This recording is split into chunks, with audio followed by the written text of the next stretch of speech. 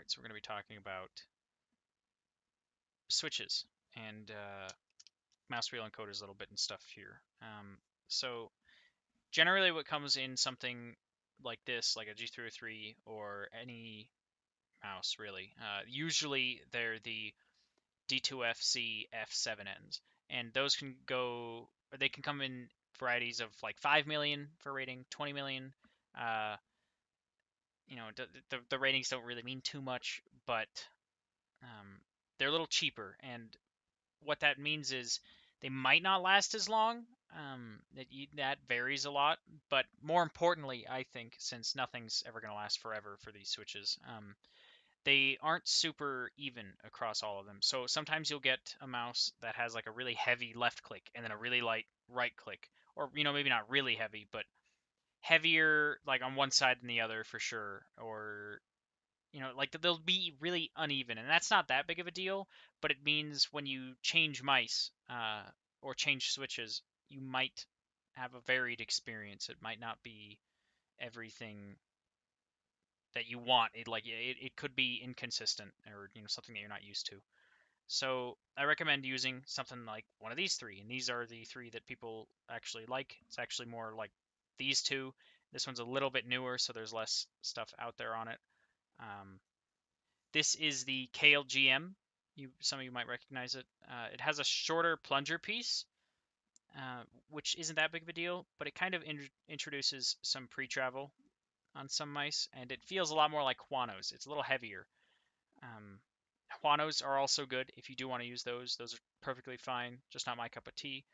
These are the D2F O1Fs. These are pretty close to what comes in mice in general, like random gaming mice. These have a slightly taller than normal plunger piece, so sometimes they don't really fit too well. That was my experience when I tried them out.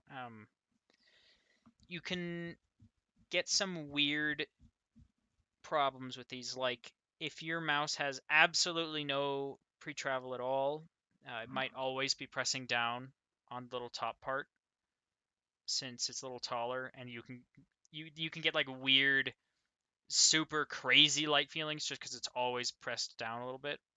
And the problem that I had with these was when you press down on these too far. It happens very regularly, like really, really regularly for the stuff that I tried it in. When you press it down too far, it clicks, and then when you get to the overtravel, it can register extra clicks after it's already been pressed down.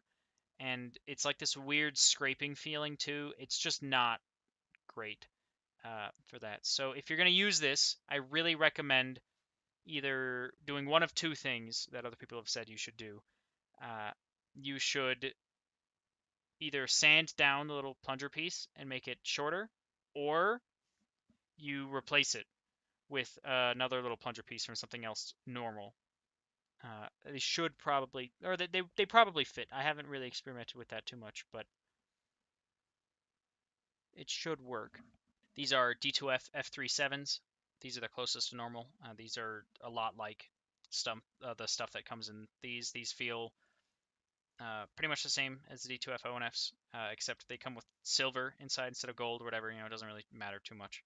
These ones, the D2F O1Fs, I think technically are going to last a little bit longer. Doesn't really matter. Both a really long time. You don't need to mess with the plunger piece. This is normal. This is the normal height that generally comes in mice like this, so you don't have any issues generally. This is what I use in the 303 here, and these are the ones that I'm going to recommend if you just don't know what to get, if you ever plan on changing this stuff out. These are really even. They feel consistent. Both the left and right clicks feel pretty good on this.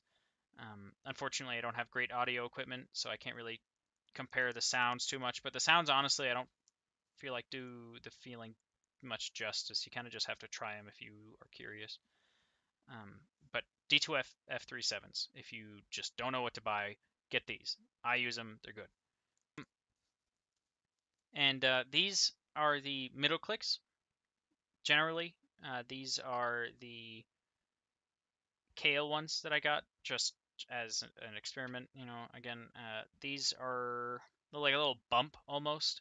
These aren't usually used as left or right clicks. These ones never are. I don't know of any mice that ever do this. Um, Regular, like standard gaming mice, the more popular ones, never ever use any of these three as left and right click or anything. Even in this style of switch, they never do it. They pretty much always use D2FC F7Ns or Huanos. And Huanos, a lot of the time, like in newer things, they use blue shells or they use, I think in older Zowie stuff, blue dots were used, which are a little different.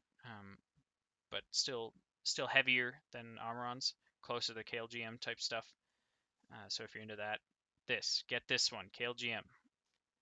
This is about the same height as the regular switches, so some cheaper office mice use them as the left and right. Maybe not this exact model, but this style of switch. And they're like a little bump. So if you use any cheap wireless mice that are really tiny, you might get something like this, and it might feel like a bump, probably because they're using something closer to this style of switch. Some like this have the same kind of bump feel.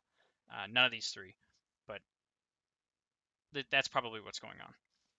This is meant for middle mouse buttons. Same type of thing, same height, should work.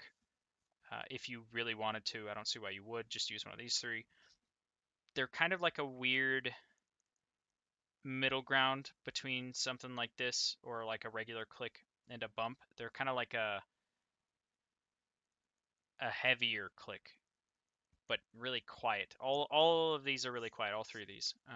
And then these are scroll wheels. So these are ALPS, and I'm not entirely sure what the differences between certain models and things are. It's the ones that I have for like the 7mm kind. I'll put on screen, but these scroll wheel encoders, not just ALPS, a lot of the time the mechanical ones come with different little leg lengths. So if you want to be using those, you have to make sure you have the right leg length, or you can kind of mod it down. So if you get one that the legs are too long, you can kind of clip them, make them shorter. I've read. If you get ones that are too short, you might be able to put a little bit of tape between the PCB that you're soldering on, and just kind of like give them a little bit of a riser almost.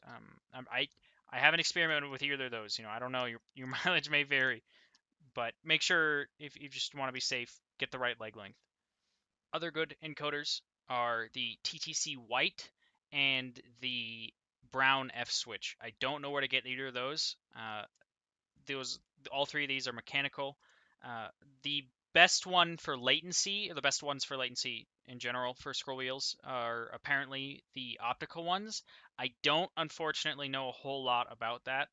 That's the kind that's in this though, in the 303 for anyone that's interested. The EC10Es, I think that's what they are. I need to. I put them up on screen before. I might do it again. But these are apparently, compared to the other ones, of course. I haven't actually used all of these. I have used ALPS ones, and I do know that they're fine. I'm not the greatest for comparing scroll wheels because I'm actually not that picky about them. But these are a little louder. These are the stiff ones, the loud stiff ones. They're in the Ventus R. Something like this is, it's just a normal good scroll wheel that works.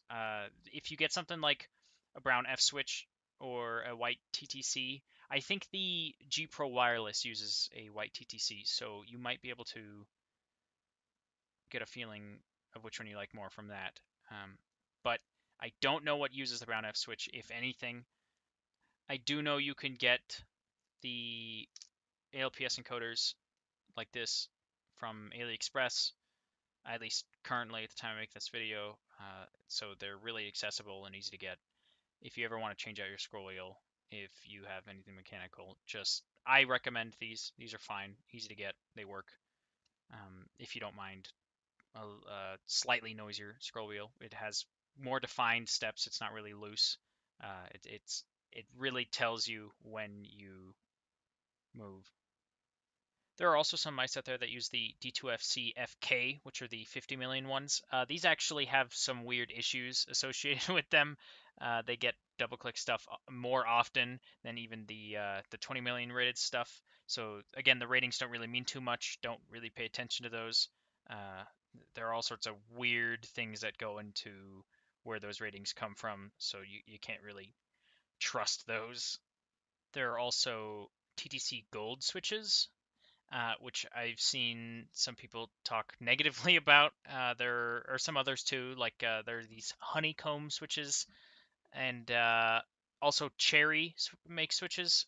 I couldn't find too much about the Cherry DG4 stuff, but they're supposed to be pretty similar to the D2F F37s, so that doesn't mean too much. If you want to be safe, just get the D2F F37s.